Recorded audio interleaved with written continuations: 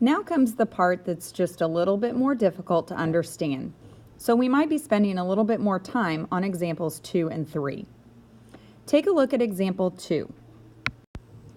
Make sure you have your calculator handy, as you will need it to do the math part. Negative 3 4/10 m is less than or equal to 17. So they ask us to do two things. First, they ask us to solve the inequality. Then they say to graph the solution.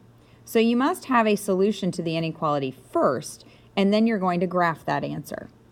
So notice that the first thing that they do is they use that inverse relationship between multiplication and division to get that variable by itself. So they've divided both sides by negative 3 4/10.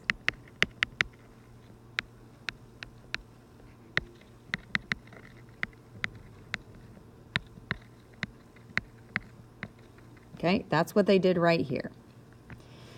But 17 divided by a negative 3 4/10 is actually equal to 5. But notice that the inequality symbol looks different from how it did in the original problem. Okay? The original problem had less than or equal to, and when we divided by a negative number, it reverses the inequality symbol. So we went from having a less than or equal to symbol to now showing it as a greater than or equal to symbol. This only is going to happen when you divide by a negative number. To check our answer, we go back to the original problem and we pick a solution that fits m is greater than negative 5. So m greater than negative 5 means anything to the right of negative 5, which may also include 0 or negative 4 or any positive number. So you can pick a number that you think would work best for you, but I'm going to choose 0. And is it true that negative 3 4/10 times 0 is less than or equal to 17? And the answer is yes. Okay? 0 is, in fact, less than 17. So that means that our solution set works, which means all the numbers, in this case, that are equal to negative 5 or larger are going to fit that solution set. So anytime we have to divide by a negative number to solve our inequality, you're going to get an inequality answer that has a reversed symbol. Now let's take a look at the two try-it questions. We're going to solve each of these try-its and graph the solution. So in try-it part A, we've got 149 7/76 is greater than negative 19 2/10 x.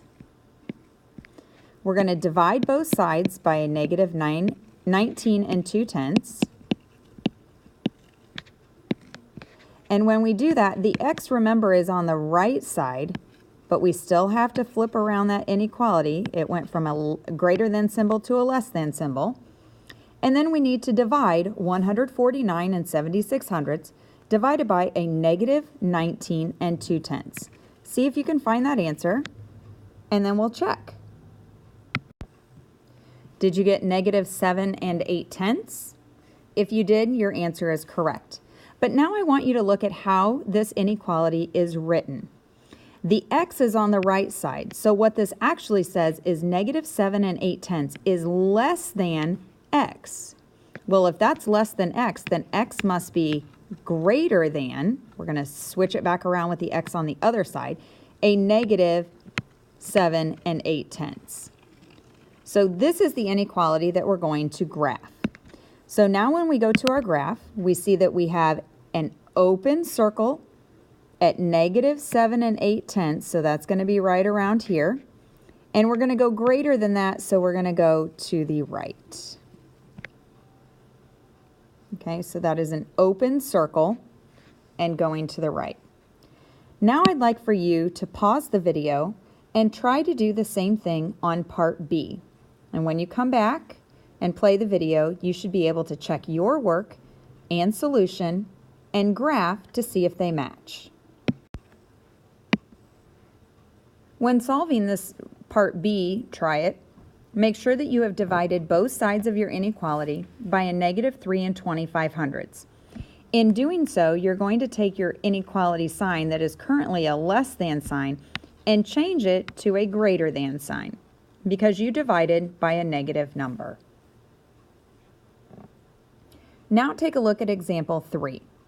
Example 3 is going to do the exact same thing as example 2, but now we're going to multiply by a negative value.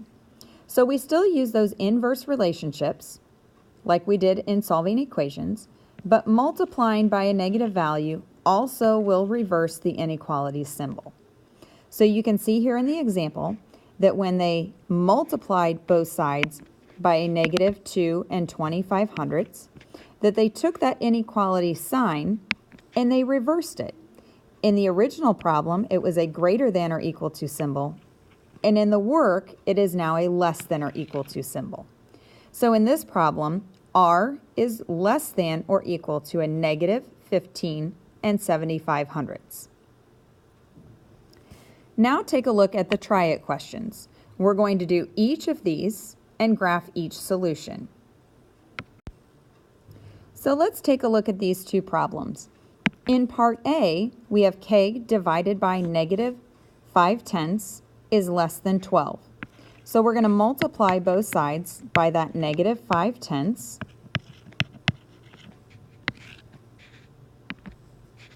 And we get K is greater than -6. Okay, so remember, we reverse the inequality symbol from a less than to a greater than sign because we multiplied both sides by a negative number. Now go up to your number line and we're going to graph this. So on the number line, pick a point and label it -6. I usually start toward the middle. Then you're going to go to the right and name numbers that are bigger than -6. And in this case, I'm counting, labeling every other mark but counting by ones. Once I have my number line labeled, then I can begin by labeling my solution, which in this case is -6, and it's an open circle because I do not have the or equal to sign, and I'm going to be coloring going to the right because it is a greater than sign. Now I want you to take a look at part B. In part B, you've got a similar equation, but notice that there's a fraction in front. We can get rid of that fraction by multiplying both sides of this inequality by the reciprocal of that fraction, which is a -4/5. When we do this, both parts of the fraction cancel each other out on the left side, so all we're left with is h.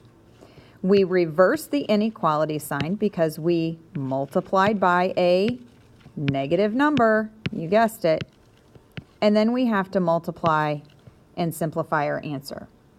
So on the right side, we have 25 times the -4. So remember, when you multiply, it's whole number times the numerator, and you get -100 divided by 5.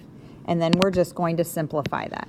So h is less than or equal to a -20.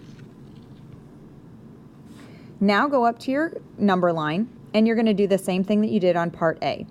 So label a number towards the middle, -20, and then perhaps this time, because we're cramped for space, we'll label every maybe third line or fourth line.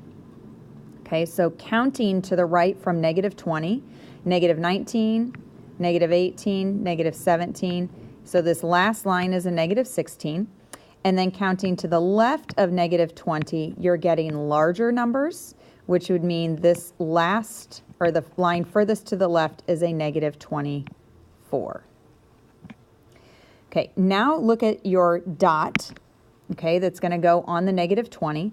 And notice that you have an or equal to sign in your inequality. So that dot is going to be all colored in this time, and it is going to the left. It is shaded left because it's a less than or equal to situation. Now let's look at the key concept. In this lesson, remember we are solving inequalities with multiplication and division, and this is the exact same process that we use when solving equations with multiplication and division. The only difference comes if we have to multiply or divide by a negative value. And if we have to do that, then we have to reverse that inequality symbol. So a less than symbol becomes a greater than symbol, and a greater than symbol becomes a less than symbol. Okay, the or equal to parts do not change. Those will stay with the sign if they are there in the original problem.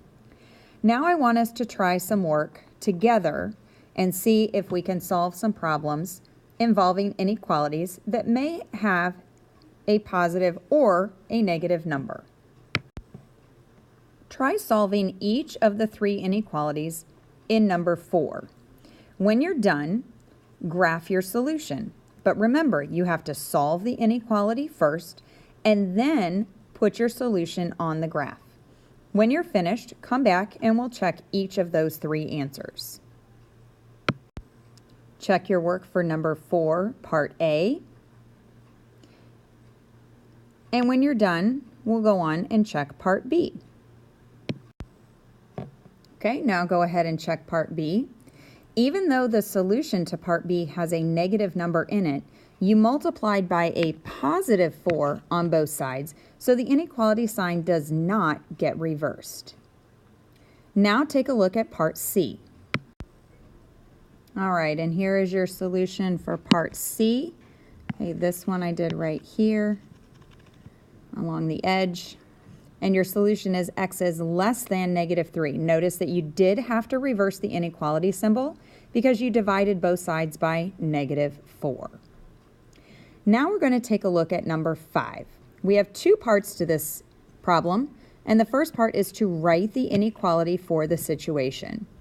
Once we've written the inequality, then we are going to solve it in part B and write a statement that represents the solution to the problem. Vanna is saving for a trip. The hotel room will be $298.17 for 3 nights, and there will be additional fees. What is her daily cost? So we see in the picture, first of all, that we are going to be paying the $298.17 for the 3 nights that includes both the hotel room fee and the additional fees. So the inequality is going to show that we are staying for 3 nights, okay?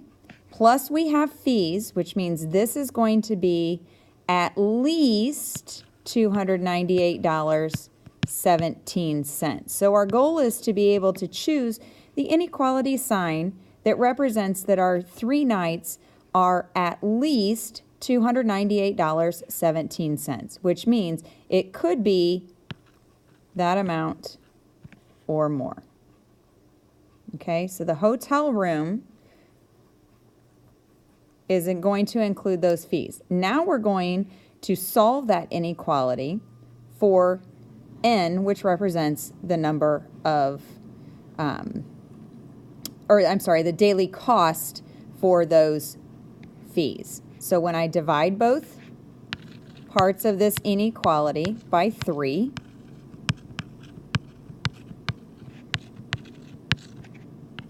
I get that her daily cost is at least how much? See if you can do that division and then check your answer with me. Hopefully you got $99.39, which means Vanna's daily cost is at least $99.39.